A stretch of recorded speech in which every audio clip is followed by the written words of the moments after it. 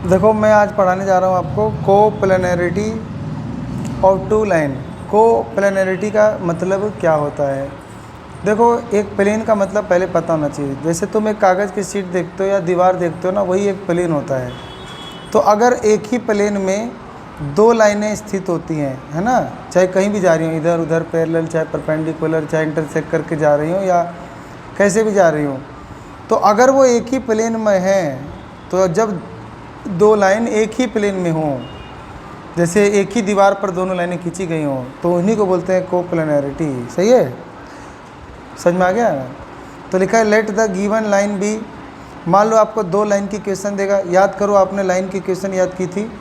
Are vector बराबर A1 vector, ये वो पॉइंट होता था जहाँ से वो, मतलब ये वो पॉइंट होता था जहाँ से हमारी लाइन जाती थी, और प्लस लेमडा B1 वेक्टर। ये B1 वेक्टर क्या होता था, ये वो वेक्टर होता था जिसके पैरेलल ये लाइन जाती थी। ये क्वेश्चन में गिवन होता था। तो ये डायरेक्शन होता था और ये वो पॉइंट होता था। और आर आपका आर्बिट्री पॉइंट होता था, कुछ भी हो सकता है, ये XYZ होता था। तो आपको दो लाइन की इक्वेशन दे दिया, R1 आर वेक्टर बराबर A1 vector plus lambda B1 vector, और R2 बराबर A2 वेक्टर प्लस, और इसको न्यू पढ़ते हैं तो न्यू B2 वेक्टर। ये लेमडा है, ये न्यू है। अब क्या होगा, the line 1 passing through the point से ए, मान लेते हैं ये पहला लाइन है, ये मान लेते हैं पॉइंट ए से पास कर रहा है, एंड उसका पोजीशन वेक्टर A1 है, ये ए से पास कर रहा है, इसका पोजीशन वेक्टर A1 वेक्टर है, and is parallel to the line B2 B1, और ये B1 के पैरेलल है। ये इसकी खुद की position vector A1 A vector है। अगर कोई पॉइंट है उसमें IJK लगा दो तो वही आपका वेक्टर बन जाता है, और ये पैरेलल है B वेक्टर के। ये लिखा।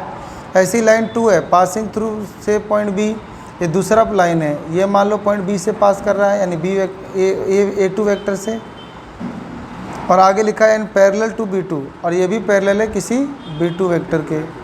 तो AB, अगर हम AB को मिलाएं, ऐसे A और B को ऐसे मिलाएं, तो क्या करना पड़ता है, अगर हम AB मिलाते हैं तो B में से A वेक्टर माइनस करना पड़ता है, तो A2 माइनस A1, तो ये आपका AB वेक्टर निकल आएगा। यानी ये जो दो पॉइंट है, इन दो पॉइंट को मिलाओगे तो इस दो पॉइंट का वेक्टर कैसे बनाते हैं, तो B वाले पॉइंट में से A वाले कोऑर्डिनेट घटा देते हैं, तो A2 माइनस A1।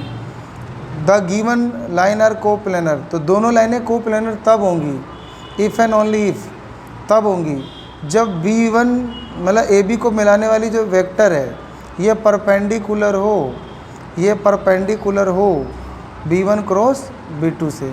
यानी इस वेक्टर का अगर हम इस वेक्टर से क्रॉस कराएंगे तो इनके क्रॉस वेक्टर के जब ये वेक्टर परपेंडिकुलर होगा तो आपका इनका डॉट प्रोडक्ट 0 आएगा, तो यानी तब ये कोप्लेनर कहलाएगा। तो देखो ये जो B1 और क्रॉस B2 है, तो इसमें क्या होता है कि एक वेक्टर जैसे B1 है और एक वेक्टर होता है B2 है, इनका क्रॉस प्रोडक्ट पता क्या देता है, हमें एक परपेंडिकुलर वेक्टर देता है जो इन दोनों पे परपेंडिकुलर होता है। तो B1 और B2 अगर इन दोनों का क्रॉस प्रोडक्ट कराओगे तो हमें एक नया वेक्टर मिलेगा जो इन दोनों पे परपेंडिकुलर होता है, ठीक है। और फिर ना तुम्हें ये अब ये वाला वेक्टर मिला ना AB वेक्टर, तो इस वेक्टर का यानी AB वेक्टर का अगर हम ये पता कर लें कि ये जो AB वेक्टर है ये इन दोनों के क्रॉस के परपेंडिकुलर है, तो हो सकता है कि ये दोनों जो लाइनें हैं वो एक ही प्लेन में हो। तो इस वजह से इन्हीं दोनों का यानी AB वाली लाइन का इन दोनों के क्रॉस प्रोडक्ट वाली जो लाइन आएगी जो परपेंडिकुलर होती है इन दोनों पे, उन दोनों का डॉट प्रोडक्ट अगर 0 आ गया तो ये आपका कहलाता है कोप्लेनरिटी। तो कोप्लेनरिटी की शर्त होती है कि A2 माइनस A1 कर लेना और उसका dot product B1 vector cross B2 vector कर लेना। अगर वो 0 आ गया तो वो कोप्लेनरिटी प्रूफ हो जाता है। सही है, इतना याद कर लेना। अगला है कार्टेशियन फॉर्म बनाना, तो बहुत आसान है। लेट कर लेंगे x1 y1 z1 and x2 y2 z2 be the coordinate of A point A and B। यानी जो A2 वेक्टर है यहाँ पे ये रख दो और A1 वेक्टर है यहाँ पे ये रख दो IJK लगाकर, और इनका क्रॉस प्रोडक्ट कर लो और दोनों का डॉट प्रोडक्ट कर लो, 0 आएगा। तो देखो ऐसे होगा। और A1 B1 C1 A2 B2 C2 ये तुम्हें B वेक्टर के डायरेक्शन रेशियो मिलेंगे और B2 के डायरेक्शन रेशियो मिलेंगे। अब हमें ए बी वेक्टर चाहिए, तो x2 माइनस x1 आई, y2 माइनस y1 चाहिए, z2 माइनस z1 के, और b1 वेक्टर ये और b1 वेक्टर ये, b2 वेक्टर ये। और हमें कह रहा है कि दिस लाइन आर कोप्लेनर, ये लाइनें जब कोप्लेनर होंगी, इफ़ एंड ओनली ये तभी होंगी जब इस लाइन का डॉट प्रोडक्ट इस के क्रॉस प्रोडक्टर वाले लाइन के मतलब इस वेक्टर के और इस वेक्टर का डॉट प्रोडक्ट 0 आ जाए।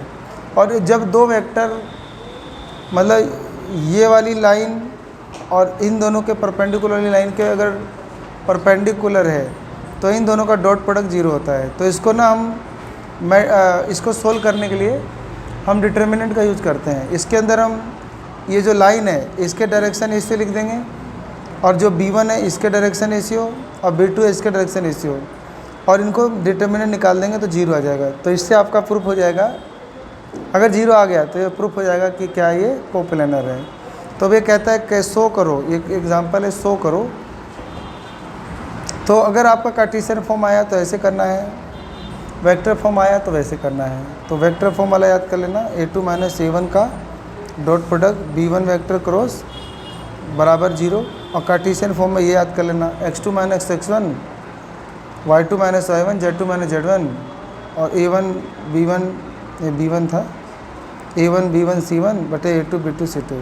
तो ये आपका 0 हो जाएगा, सही है डिटर्मिनेंट। अब कहता है सो दैट, शो करो ये दोनों लाइनें कोप्लेनर है। अब इस लाइन से सही से कंपेयर करो, इसको स्टैंडर्ड फॉर्म में लाओ। तो x माइनस x1 चाहिए होता है ना, यहाँ माइनस तो है नहीं, तो इसका मतलब x1 क्या आ रहा होगा, -3। ऐसे ही y माइनस y1 होता था तो y1 की जगह प्लस का 1 आ जाएगा। ऐसे ही z माइनस z1 होता था तो z1 की जगह आ जाएगा 5। ऐसे ही जो नीचे लिखा होता है ना ये, तो अगर x positive y positive z positive है तो ये जो -3 1 5 है ये हो जाएगा a1 b1 c1, यानी पहली वाली लाइन का डायरेक्शन रेशियो। ऐसे ये तुम्हारा आ जाएगा, इसको भी कंपेयर करोगे तो x माइनस x1, तो x1 ये 2 और ये 5, और ये x y z पॉजिटिव होना चाहिए। कई बार क्या होता है ना, z पीछे लिखा होगा तो वहाँ से माइनस कॉमन लेके बटे में भेज देना, सही है। तो ये हो जाएगा तुम्हारा x2 बराबर -i, ये रहा -i। ऐसे ये प्लस का 2 5 और फिर प्लस का 5। ऐसे ही फिर हमारा डायरेक्शन रेशियो हो जाएगा इस लाइन का -1 2 और 5, इसको बोलते हैं a2 b2 c2। अब हमने ना ये किस फॉर्म में दे रखा है, कार्टेशियन फॉर्म में दे रखा है। या तो पहले इसको वेक्टर फॉर्म में बदलो तब ये वाला सूत्र से करो, उसमें बहुत टाइम लग जाएगा। अगर कार्टेशियन वाला याद है तो इसी में रख दो। तो x2 minus x1, y2 minus y1, z2 minus z1, a1 b1 c1, a2 b2 c2।